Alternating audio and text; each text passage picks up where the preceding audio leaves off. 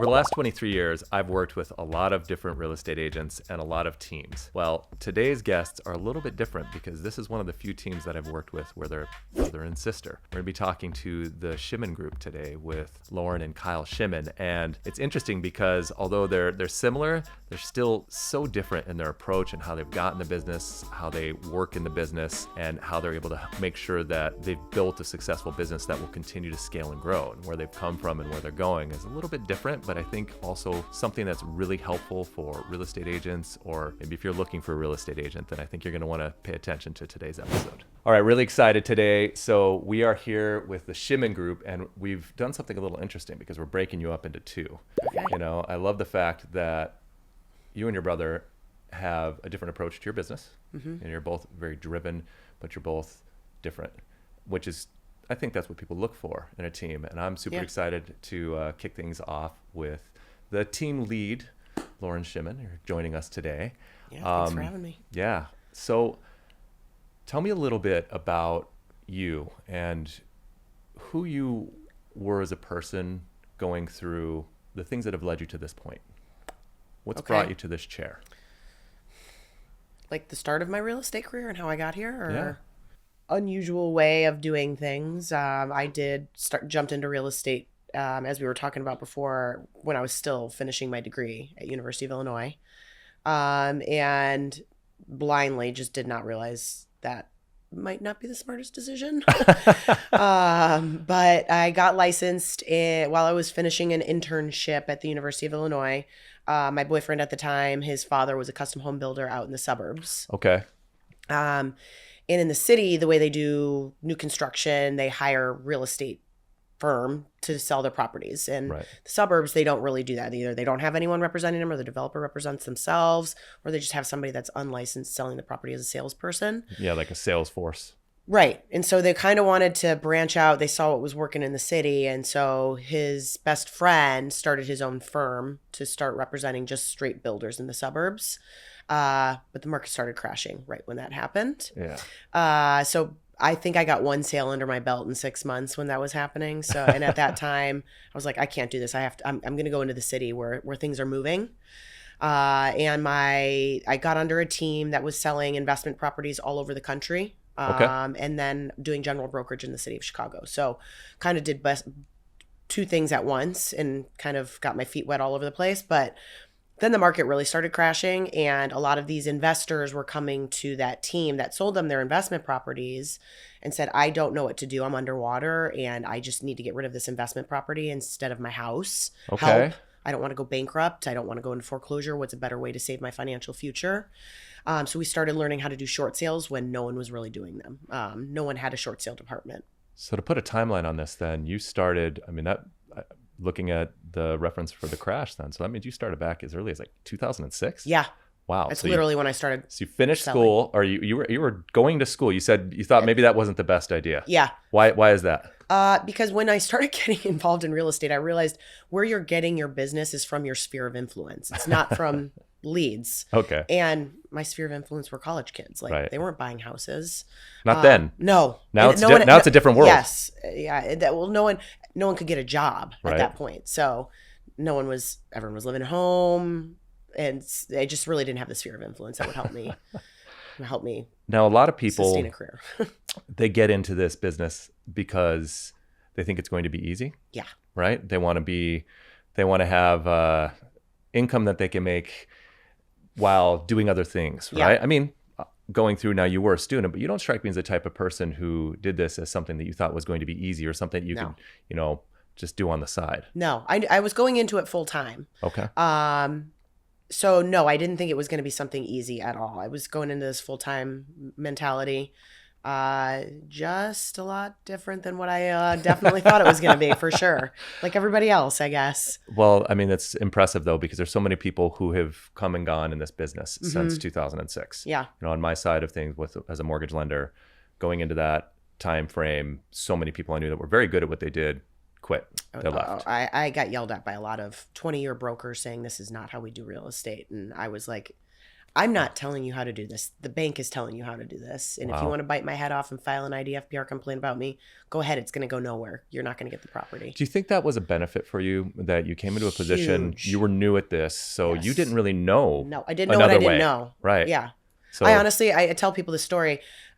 My brother, who's now on my team, and he watched me get started in this, and he always asked me, "How did you figure out how to do this?" I'm like, "I don't know, I just did it."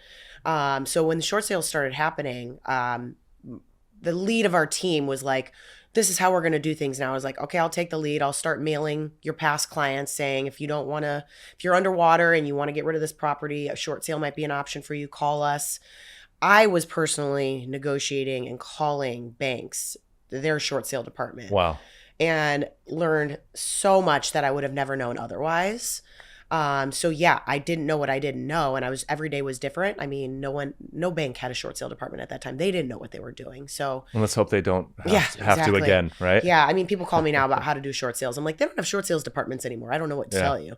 But they started after probably like 18 months of there being only short sales and foreclosures selling. Banks finally got on board Right. and having full blown short sale departments. It got a little easier, but not much. It depends on who you get on the phone every single time. Yeah. Did you I bought a short sale. Yeah. I don't know if you've ever gone down that road yourself. No, I got lucky. When I bought my first house, it wasn't a short sale. It was like probably the 12 area, 12, Okay. 13. So still a good deal when prices started shooting up right thereafter. But yeah, I got really good at foreclosures. I knew which asset managers to become really good friends with for my clients, and short sales, and how to navigate them when I had buyer clients. Because after that, I had a baby face. I looked like I didn't know what I was doing. But when I could talk to people about short sales and how to get a deal done, they had their trust in me afterwards. Oh, right. And yeah. I became their referral source after that. You knew so much more than agents who've been doing this for 20 years. Yeah. Because they don't want to go through that. No, and it was not easy. I think that's something we see consistently in our industry, is that, it's the only thing that is consistent is that it's Change. constantly changing. Yeah. Exactly. Same with life. Yeah. Right. And there are so many people who resist that. Yep. I mean, people don't want to. I still remember when someone showed me the first Palm Pilot, and I'm old. So they went through and they were like, check this out. I'm like, what is this? And they're like, I can get my email on my phone. Yeah. And I just very seriously was like, why would you do that? Yeah. That's the worst thing I've ever heard of. Now, fast forward, it's, we can live and die by that phone. So it's interesting to see how that goes, but there are so many people who resist that change. You mentioned, well, obviously short sales are not as much of a thing now. Right. How do you feel that experience and working through what was arguably one of the toughest times in the real estate industry? How do you think that's helped you, or how do you carry that through to your business now? Well, one direct thing is I was just talking to some friends over the weekend about it, because they always check in, like, how's business, what's going on. And I was like, well, everyone got their license in 2020 through 2022, and they're gone now because they thought it was easy. They put a lockbox, the property sold before you even put the lockbox on the property. Right. Now it's a little bit difficult. But when the interest rates started going up, all those newer agents, or the people that weren't around during the Great Recession, were like, oh my God, the market's going to crash. And I'm like, no, it's not. No. I was there when that happened. No one had a job. Everyone was losing their house.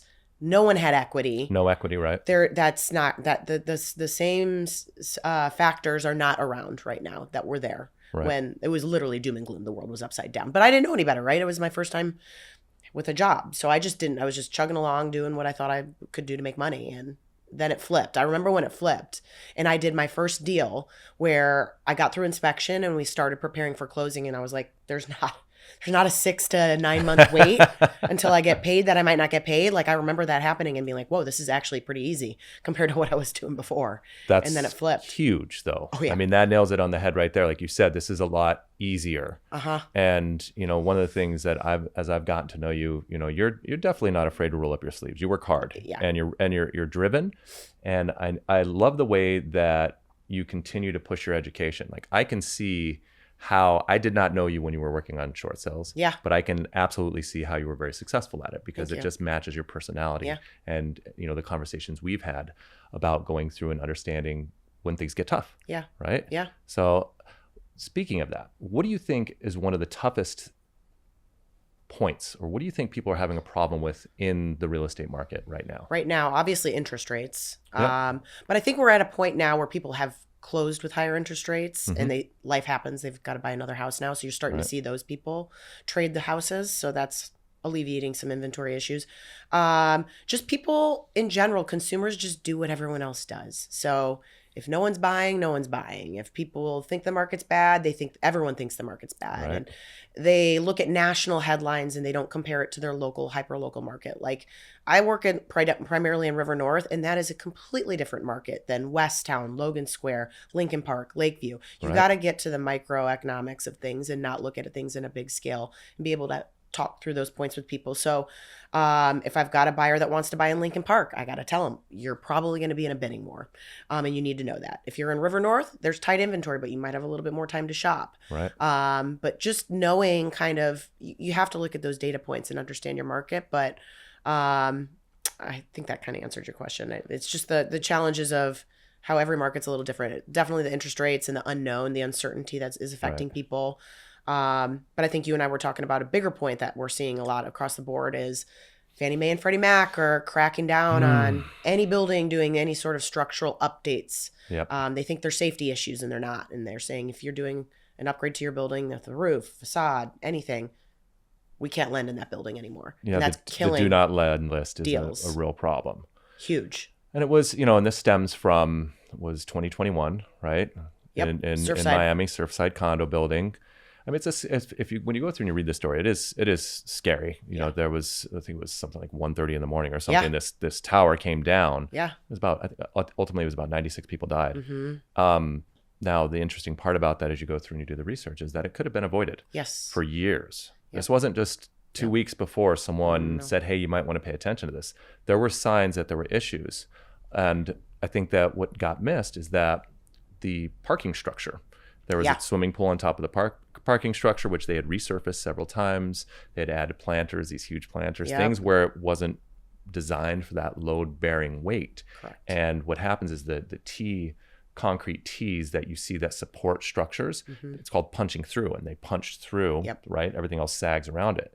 Now, it was a bit of a perfect storm because what can happen, the safeguard, right? Because there's always safeguards against this. Engineering is an amazing thing, right? It's a marvel of all time, and it always gets better. Well, the rebar and the concrete will usually keep it together, so you'll have some time. In this case, there was unfortunately shoddy rebar, and it crumbled down, and then it ends up that it was structurally supporting this building.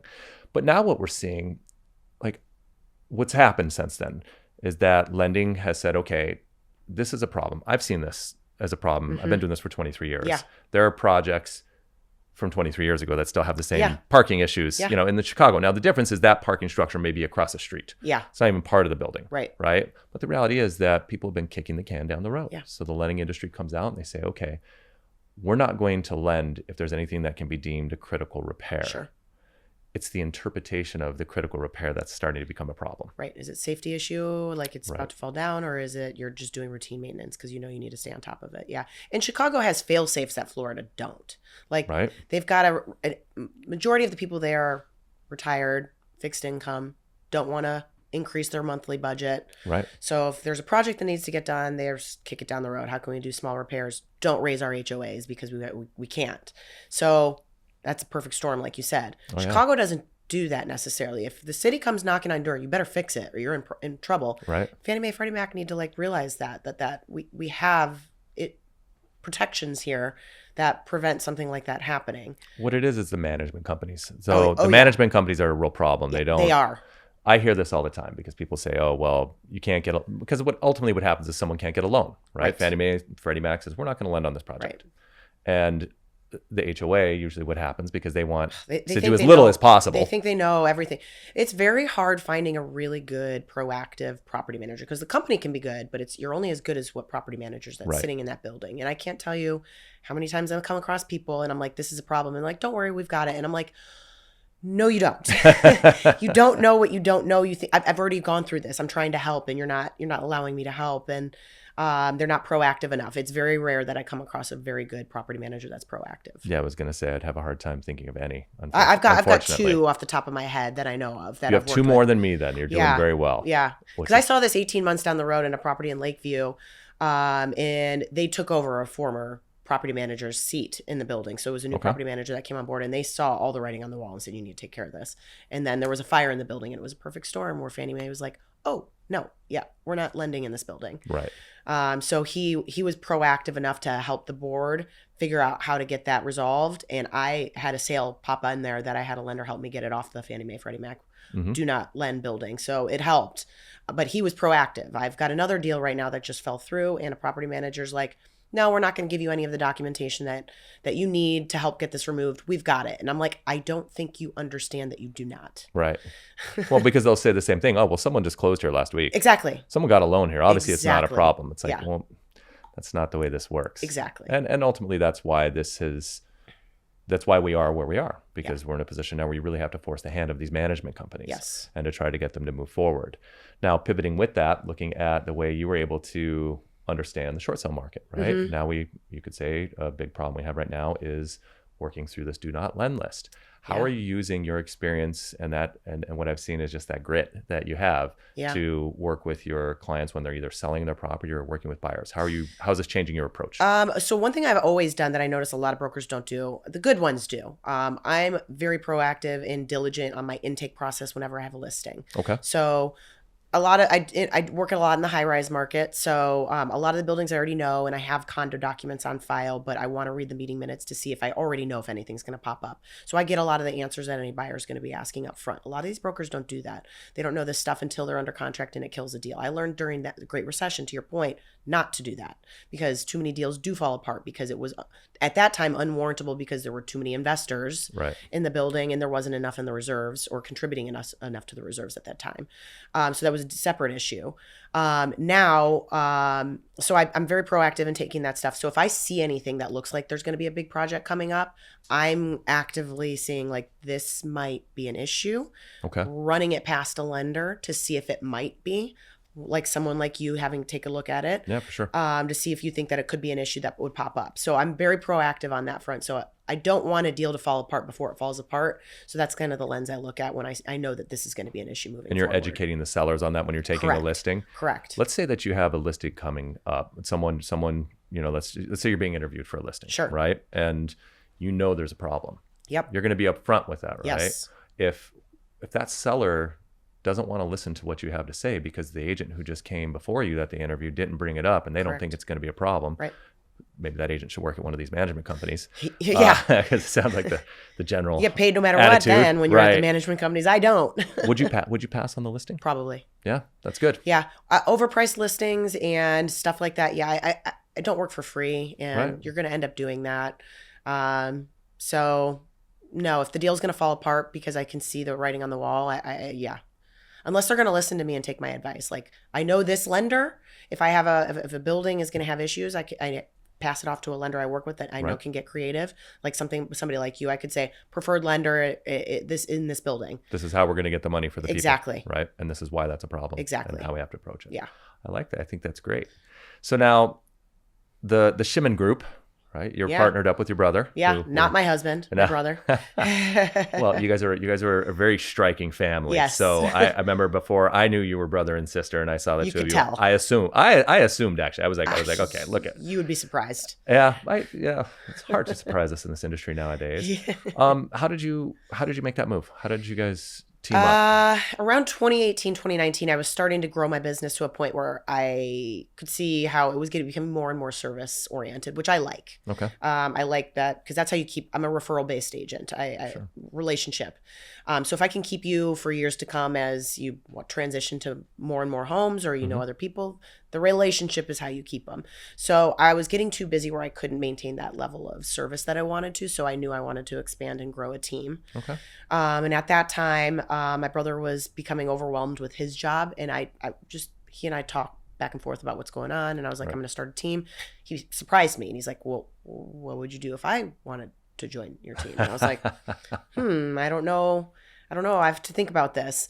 It could be a good fit because I came from how I started was with a family team. Right. And I saw how that worked, and he was working with my dad at the time. So we both came from family dynamic businesses. So it could fail miserably or it could do great. So I was like, okay, we'll test it out. I'm going to tell you the worst things you need to know about real estate. Like you're not going to make money for 6 months. Right. I could help supplement that maybe with you helping start being my admin and learning the business that way, showing you the ropes, seeing if it will be a fit. And right when that started and kicked off, COVID happened. Oh, wow. So it was really interesting. So he got licensed at the very end of 2019. And I usually start the year off pretty strong. January, February, the first quarter is usually pretty strong. Right. And we were kicking butt. And all of a sudden it just got slammed to the brakes. And Right. he was like, okay, how are we going to function? And I was like, I don't know. This is new for me too. But And you were in River North at Yeah. that time. Oh, yeah. That's tough. where everyone fled. Yeah, that was Yeah. a tough time. Yep. It was a really tough time for downtown Chicago in general. Oh, yeah. That's, We were having our dream. It was Dreamtown at the time. Very proactive. They would have weekly Zoom meetings about what kind of challenges are you seeing? How do we need to pivot? What are people seeing? How do we support each other through this? And everyone's like, this is the best year ever. I'm thriving. And I'm like, I am not. No one is coming downtown. I don't know what to do. Right. So getting ideas on how to like pivot, obviously. And I knew it was temporary and how to thrive and weather the storm. But helping him, it was great for him to see how Dreamtown managed their business at that time. Well, you got to love the similarity, right? Think Yeah. about the fact that you came into the business, Exactly. short sales, Literally told him that. completely different. He comes into the business and the pandemic. Yep. So I'll see that as a good omen. We're Yeah. excited. We're going to That's what I said to him. be talking to your brother here shortly, which we're looking forward to. I really appreciate you coming out today. Yeah. I know, I love working with you guys. I think you're great. And I know that you do so many good things for your clients I think that if I had something to say, it would be it's the level of dedication to understanding and education that I've come to see that you have, not only with your clients, but just the approach to the property itself. Yeah, thanks. That, I think, puts you out there above the rest. Yeah, thank you. Yeah. I mean, I try to look at it through the lens of manning everyone's expectations. The more information is the most powerful tool you can give people. So the more you know about the property and be transparent with everybody on how to manage, no deal is the same. Try to show people the benefit of both. I think that's the way you keep deals together. And again, build those relationships so people understand that you work hard for the deal, not just throw a lockbox on a property and get paid afterwards. The stereotype of what realtors have, I feel like. All right, so I'm excited for the second part of today's episode because this is something I've never done before. Going through when you're working with a team, there are different dynamics, and I thought it would be neat to get the different take from each team member. Now, in this case, we have a family team. We have Kyle Shimmon joining us from the Shimmon's group. Obviously, you just heard Lauren talk through. Well, now let's flip the script and let's get the take on this. Now, you can tell the truth, the whole truth, and nothing but the truth. You're unaware of the answers that your sister gave. Totally. Got it. There's nothing that exciting. I wish there was. I wish I could come up with some fun stuff that we could have done with that. But thanks for joining us today. Really appreciate having you out. And so I'm gonna start right out of the gate with the stock questions. Just going through and look at this. You've had an interesting entrance into this industry, and prior to that, I mean, it's not like you grew up wanting to be a real estate agent. I don't think. Maybe you did, but you definitely had a different career before this. Tell me a little bit about who you are, how you got from where you were to where you are now. After going to school at U of I with my sister, saw her get into real estate. Always kind of had a little, interest in it, but I was more passionate about hospitality. Right. Graduated school, didn't really find a job in the field that I went to school for because I hate office jobs. Okay. Yeah. So Me too. stuck with the hospitality route and ended up starting a Jersey Mike's franchise with my dad. Okay. Did that for about a decade. Started with one store in 2011. Grew to 17 stores before I got completely burnt out. Well, yeah. So- From 1 to 17 is going to burn you out. Yeah. I mean, that's something else. Yeah. I love the way that you said you're in the hospitality business. You're just kind of very modest, right? Just as hospitality, but I did start a franchise of these sandwich shops and went from 1 to 17. Yeah. Something. So how did you? Obviously you're feeling burnt out. You weren't really maybe feeling it anymore. What positioned you to where you thought of transferring? How did you make this entrance into real estate then? It was kind of, I think, just perfect timing. My sister was doing really well, and we had dinner one night, and she asked how I was doing, and she could tell I wasn't really enjoying what I was doing anymore. Right. And said she was going to be expanding her team, whether it was going to be, an admin role that she was going to bring on, maybe another realtor, and asked if I might have any interest in that, and started exploring what it would take to get licensed and the education process. And, I think we all know the barrier for entry in real estate isn't that difficult. All right. You said it. I thought it, but you said it. Yeah. But he's definitely, it's easy to get into. It's definitely a lot more challenging to be successful in. So the skill set I think that I had in hospitality definitely lends itself to real estate. So I could see some parallels where I could do things that I was really passionate about still. So, and I, don't like working for other people, hence kind of doing the franchisee route and kind of more entrepreneurial spirit. So and that's really, I think what drives people in this business to be successful. So I tell my team all the time, I say, we're in the customer service business. We just happen to do mortgages. Yeah. And I think that probably rings true like in the hospitality business, right? Or in real estate, we're dealing with people and we're in a position where we have to be able to make people feel comfortable. And Absolutely. I think that's obviously something that you're good at and something that I think would have carried through from one business to the next. Yeah. Building relationships and on a personal level, I think is key to being successful in this industry. And that's, I think, the key in hospitality as well too. So how do you like working with your sister? That's, an interesting family dynamic. I've got two kids. Okay. I've got a 6-year-old and an 8-year-old. In this case, we're reversed. My son is the oldest. And, I think of them working together and yeah, let's say some days that's really great and other days maybe not. So, the old adage is, never mix family with business. Right. And obviously I ignored that because I did it twice. Yeah, you did. It's definitely challenging working with family. Yeah. It was challenging with my dad. And there are challenges with my sister, but I think we have a lot in common. And, we have similar things that we work well with together. She's got her strengths. I've got my other different strengths. Right. So I think we complement each other well. Yeah, I think that's great. Yeah.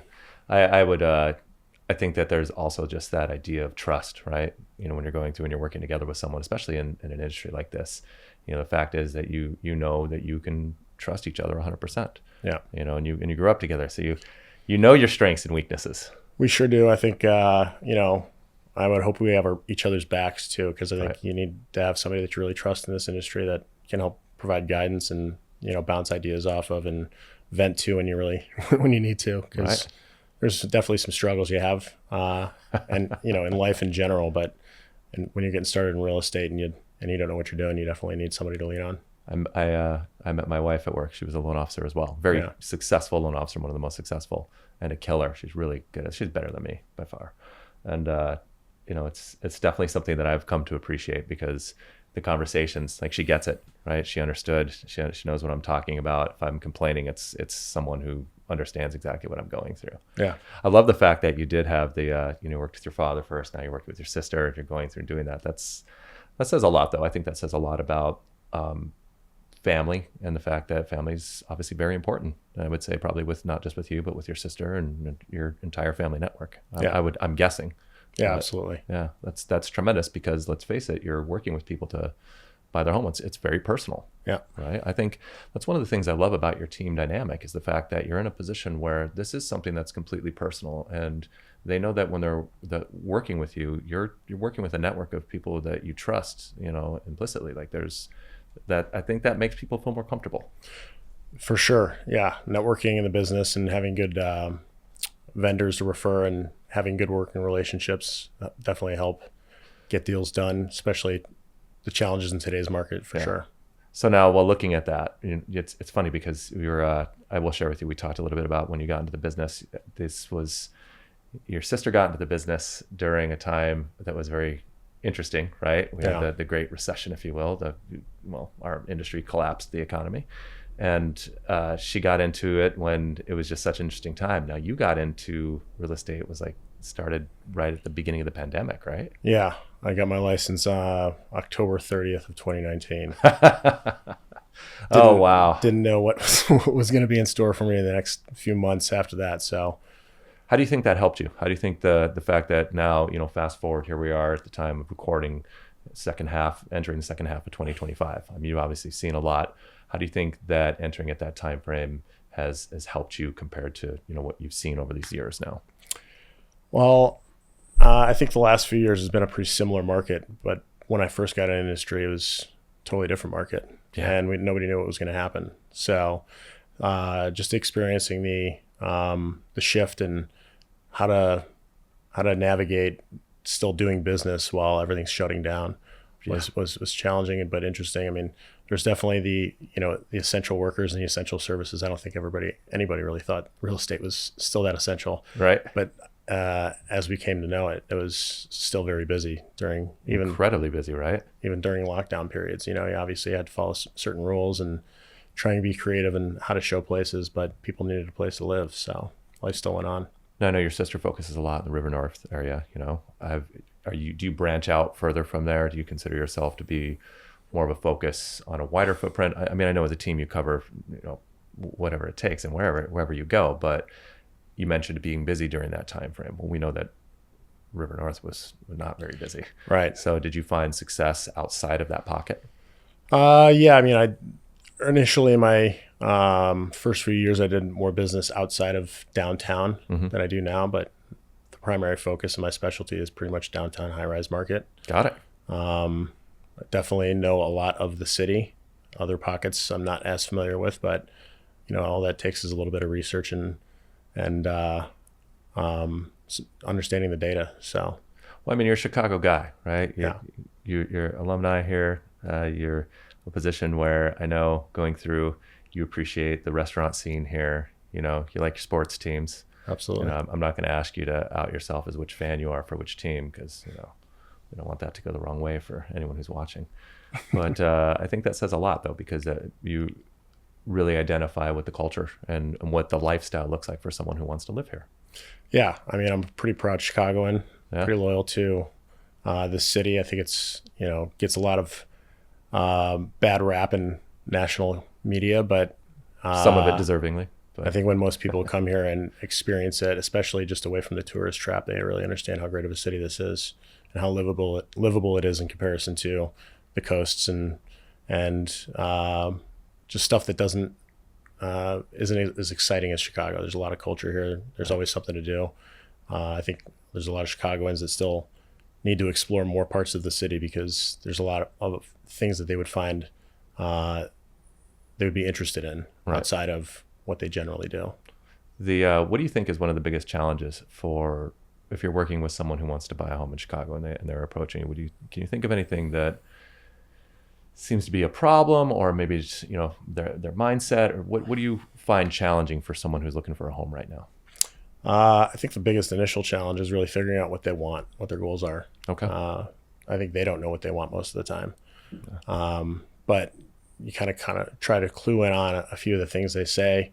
I think most people want to find something affordable that's going to be a smart investment, and that's really what you need to focus on. How they get there is the different story. I mean, a good investment can be a multi-unit out in a neighborhood, or finding the perfect, more affordable, good deal in a high-rise right now, which I think there are some good deals in the downtown market. So that's great, though, because you don't hear a lot of people saying things, right? When it comes to the Chicago market in general, you don't hear a lot of people say good deal.